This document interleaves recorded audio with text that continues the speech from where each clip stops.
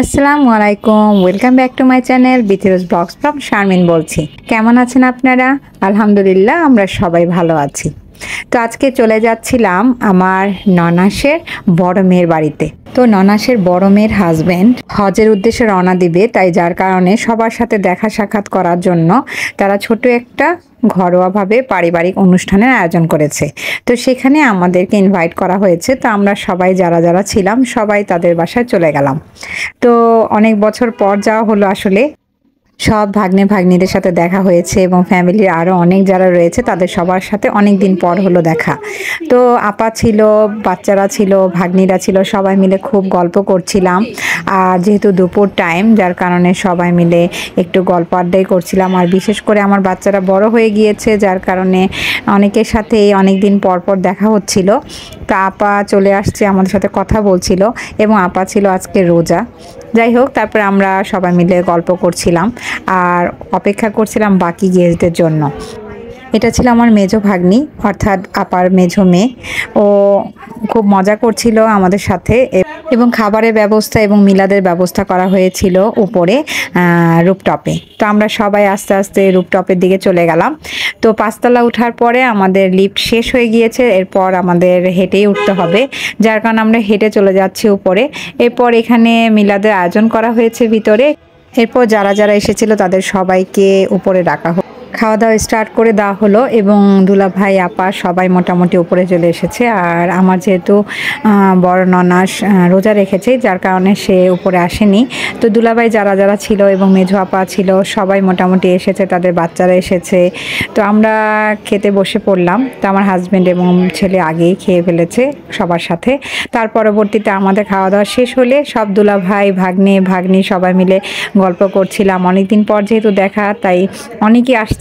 আমার ভাগ্নির শ্বশুর বাড়ির লোকেরা যারা ছিল তারা সবাই খুব মজা করছিল আমাদের সাথে, আমরাও খুব মজা করছিলাম। দুলাভাইরা আশেপাশে ছিল, তাদের সাথে খুব গল্প করছিলাম। আর অনেক দিন পর দেখা, যার কারণে সবার সাথেই একটু একটু করে দেখা হচ্ছিল। যাই হোক, তারপর মোটামুটি অনেকের সাথেই দেখা হওয়ার পর সবাই গল্প করছিল। আর যারা যারা খাবারে বাকি ছিল তারাও খাচ্ছিল এবং এসে এসে আমাদের সাথে দেখা করে যাচ্ছিল। আমরা বড়রা গল্প করছিলাম, মজা করছিলাম। এই ফাঁকে ইমিকো, আইকো, তারপর আরও যারা বাচ্চারা ছিল তারা ছাদে খুব মজা করছিল। ছাদটা এত সুন্দর ছিল, গাছগাছালি ছিল অনেক, যার কারণে তাদের খুব পছন্দ হয়েছে। তো ভালো লাগছিল সবার সাথে গল্প করতে, অনেক দিন পর দেখা যেহেতু। এরপর বাকি যারা খাবার ঘরের লোকরা ছিল, যারা নিজস্ব, তারা সবাই বসে পড়লো। শেষ খাবারের আয়োজনটা ছিল, তা আমরা বসে এখানে গল্প করছিলাম আর সবাই খাওয়া দাওয়া করছিল।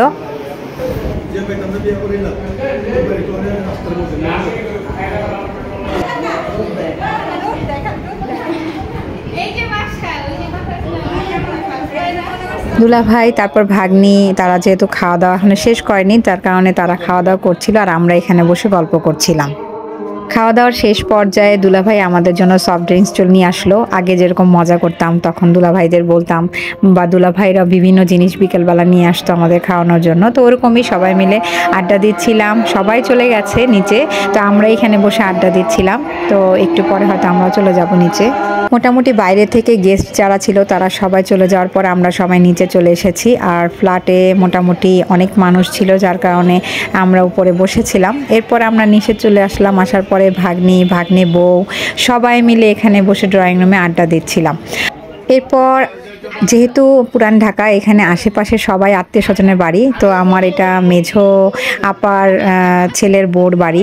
তো সেইখানে আমরা চলে আসলাম, মানে বলতে গেলে মেঝো আপার ছেলের বাসায় চলে আসলাম।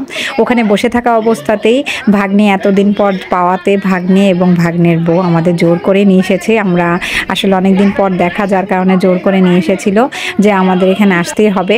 আর বাসা বেশি একটা দূর না, পাশাপাশি অনেকের বাসা, যেমন ভাগ্নির বাসা, ভাগ্নের বাসা আশেপাশে সব, যার কারণে জোর করে নিয়ে এসেছে। এবং এসে আমাদের বসিয়ে রেখে তারা দুজন চলে গিয়েছিল আমাদের জন্য নাস্তা আনার জন্য। তো তারা চলে গিয়েছিল নারিন্দায় নাস্তা কিনতে। আমরা ওয়েট করছিলাম অনেকক্ষণ ধরে, তাদের জন্য গল্প করছিলাম সবাই মিলে। এদিকে আপা রোজা রেখেছে, আপাকেও আমি আপার মেয়ের বাসার থেকে জোর করে এখানে নিয়ে এসেছিলাম যে চলেন একসাথে ওখানে বসে সবাই মিলে গল্প করব। তো মেঝো আপা, দুলাভাই, তারপরে যে বড় দুলাভাই, বড় আপা, সবাই মিলে আমরা খুব মজা করছিলাম। অনেকদিন পর দেখা। আর সেই পুরানো অনেক আড্ডা। আর আমার দুলাভাইগুলো অনেক মজার মানুষ, তারা সব সময় হাসি খুশি থাকে। দোয়া করি তারা সব সময় ভাবেই যেন হাসি খুশি থাকে এবং আল্লাহ তাদের হায়াত দেখ, অনেক অনেক বছর তারা বাঁচুক। এই তো তারপর ভাগ্নির সাথে খুব মজা করছিলাম, এরকম করতে করতে এরপর গল্প করতে করতে ভাগ্নে এবং ভাগ্নের বউ চলে আসলো। তারপর নাস্তা দিল আমাদেরকে। সে তো বিশাল আয়োজন, অনেক কিছু কিনে এনেছে এবং সেগুলো খুব সুন্দর করে আমাদের সাজিয়ে দিচ্ছিল খাওয়ার জন্য। অনেক দিন পর গল্প আড্ডা, যার কারণে আমাদের গল্প তো শেষই হচ্ছে না, একজন পর একজন গল্প করছে। দুলাভাইরা খুব মজা করছিল, পাশাপাশি ভাগ্নে ছিল, সেই ভাগ্নেও মজা করছিল। আমার এই ভাগ্নেরা সব আমার বিয়ের সময় ছিল ছোট ছোট, অনেক বছর পর সবাই মিলে একত্র হওয়াতে অনেক মজা লাগছিল। আপাও অনেক সুন্দর সুন্দর গল্প করছিল আগের, এবং তারা আমেরিকায় থাকে, যার কারণে সেখানকারও কিছু মুহূর্তগুলো আমাদের সাথে শেয়ার করছিল। আর আমার ভাগ্নে থাকে সিঙ্গাপুর, সেও তাদের ওখানকার কিছু কিছু মুহূর্তগুলো আমাদের সাথে শেয়ার করছিল। যাই হোক, তারপরে সবাই মিলে একসাথে মজা আড্ডা করছি। এই ফাঁকে আমার সেই মেঝো আপার যে মেয়ে, সে চলে গিয়েছিল বিয়ে খেতে, একটা বিয়ের অনুষ্ঠানের আয়োজন ছিল, সেখান থেকে সে তাড়াতাড়ি করে আমাদের জন্য চলে এসেছে। তো আসলে এই তো মজা, সবাই মিলে একসাথে একটু আনন্দ করা। তো ভাগ্নি এসে সবার সাথে দেখা করলো। এর মধ্যে ভাগ্নির বউ সব নাস্তার আয়োজন করছে, সেগুলো সব গুছিয়ে দিচ্ছিল আমাদেরকে। ওই যে বললাম বিশাল আয়োজন করেছে, অনেক কিছু এনেছে। তারপর সবাই মিলে একসাথে খাওয়া দাওয়া করলাম। খাওয়া দাওয়া করে এখান থেকে রাত্র হয়ে গিয়েছিল, যার কারণে আমরা আস্তে আস্তে বাসার দিকে রওনা হয়ে গেলাম। আর ইনি হচ্ছে আমার আরেক ভাগ্নে বউ, সেও একটু ব্লগ করে ছোটোখাটো, যার কারণে সেও একটু ভিডিও করে নিচ্ছিল। যাই হোক, সবাই মিলে খাওয়া দাওয়া শেষ করলাম এখানে। তারপর একটু একটু করে আস্তে আস্তে সবার কাছ থেকে বিদায় নিয়ে তারপর বাসার দিকে রওনা হলাম। আসলে যেতে ইচ্ছে করছিল না, অনেক দিন পর সবার সাথে দেখা, খুব মজা লাগছিল। যাই হোক, তারপর আমরা সবাই মিলে বাসার দিকে রওনা হয়ে গেলাম।